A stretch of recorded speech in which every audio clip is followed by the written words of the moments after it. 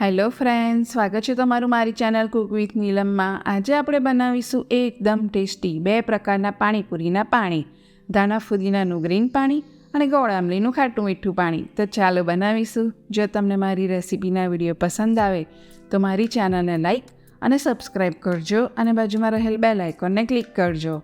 સૌપ્રથમ ગ્રીન પાણી બનાવવા 50 ગ્રામ ધાણા લીધા છે અને એકદમ ફ્રેશ ફુદીનાના પાન લેવાના છે. 50 ગ્રામ ફુદીનાના પાન લીધા છે. હવે મિક્સર જારમાં ધાણાની પાતળી ડાળી સહિત એડ કરીશું. તો ધાણાને મોટા સમારીને જ એડ કરી લેવાના અને તેમાં ફુદીનાના પાન એડ કરી લેવાના.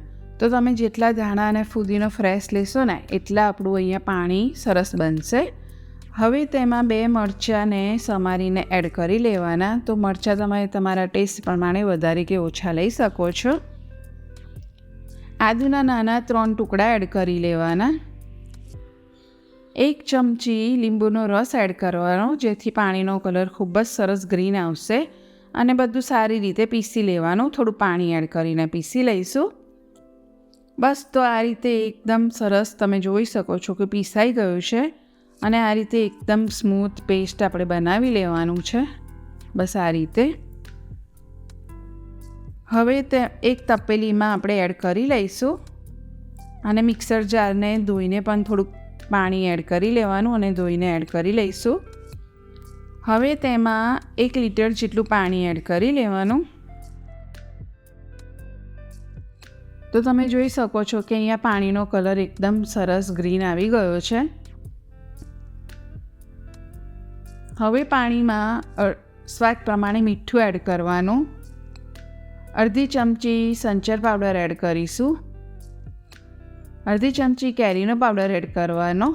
1 ચપટી હિંગ એડ કરવાથી પાણીનો ટેસ્ટ સરસ આવશે. મરી પાવડર 1/4 ચમચી એડ કરવાનો, પણ મરી પાવડર એડ કરવો ઓપ્શનલ છે. એકદમ નાનું પેકેટ જલજીરાનું પાવડર એડ કરવાથી પાણીનો ટેસ્ટ ખૂબ જ સરસ આવશે. તમે ચાટ મસાલો કે પાણીપુરીના પાણીના મસાલાનો પણ ઉપયોગ કરી શકો છો અને સારી રીતે મિક્સ કરી લેવાનું. હવે તેમાં 1 લીંબુનો રસ એડ કરીશું અને મિક્સ કરી લઈશું. અને છેલ્લે શેકેલા જીરાનો પાવડર એડ કરી લેવાનો અને સારી રીતે મિક્સ કરી લેવાનું. તો પાણીનો ટેસ્ટ કરી જોવાનો. પાણીમાં કંઈક ઓછું લાગે તો એડ કરી શકાય. પાણીને ગળણીની મદદથી ગાળી લેવાનું. તો પાણીપુરીની પૂરીની લિંક અને મસાલાની લિંક વિડીયોના ડિસ્ક્રિપ્શન બોક્સમાં આપેલી જ છે, તમે ક્લિક કરીને જોઈ શકો છો. તો ગળણીમાં જે ઉપર ગ્રીન પેસ્ટ છે તેને બટાકાના મસાલામાં એડ કરવાથી મસાલો ખૂબ જ ટેસ્ટી બનશે. બસ, તો અહીં આપણું આ ગ્રીન પાણી બનીને રેડી છે. પાણીનો કલર તમે જોઈ શકો છો કે સરસ આવી ગયો છે. હવે પાણીપુરીનું ખાટું મીઠું પાણી બનાવી લઈએ. તો તેના માટે અહીંયા મેં 50 ગ્રામ આંબલીને ગરમ પાણીમાં અડધો કલાક પલાળીને રાખી છે. બી વગરની આંબલીનો ઉપયોગ કર્યો છે. મિક્સર જારમાં આંબલી એડ કરી લેવાની અને પીસી લેવાનું. બસ, તો તમે જોઈ શકો છો કે આપણો સરસ આંબલીનો પલ્પ રેડી થઈ ગયો છે. તેને ગળણીની મદદથી ગાળી લેવાનું, જેથી રેસાનો ભાગ દૂર થઈ જાય. અને જે પેનમાં બનાવવાનું હોય તેમાં જ મેં ગાળી લીધું છે ડાયરેક્ટ.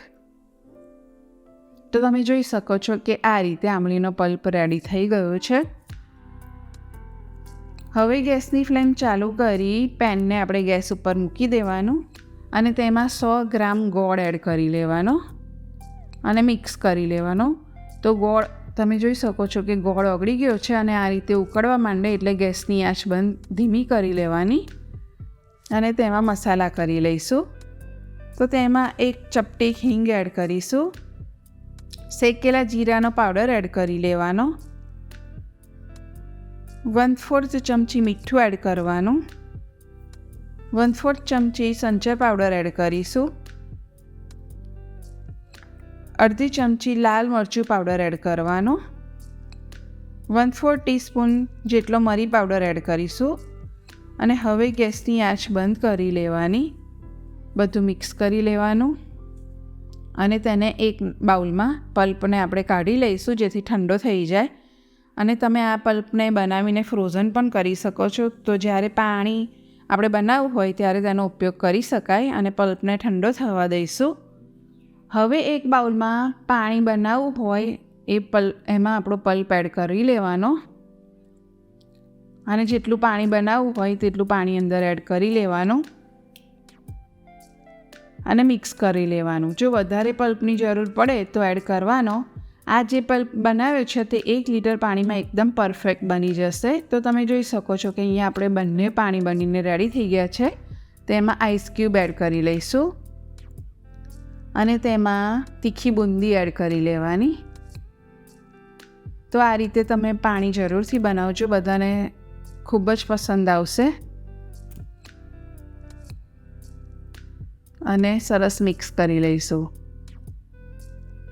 તો જોતાં જ ખાવાનું મન થઈ જાય છે ને. હવે પાણીપુરીના પાણીનું આપણે પૂરી મેં અહીંયા લીધી છે તેમાં મસાલો ભરી લઈશું અને તેમાં આપણે આપણું બનાવેલું પાણી લઈ લઈશું. અને બસ હું તો મારી પાણીપુરી એન્જોય કરી રહી છું. તો તમે આ રીતે પાણીપુરી જરૂરથી બનાવજો. તો એ જ રીતે આપણે ગળ્યું પાણી, ખાટું મીઠું પાણીને લઈ લઈશું અને એન્જોય કરીશું. જો તમને મારો વિડીયો પસંદ આવ્યો હોય તો લાઈક કરજો, શેર કરજો અને આવી જ નવી રેસિપી માટે મારી ચેનલને સબસ્ક્રાઈબ કરજો.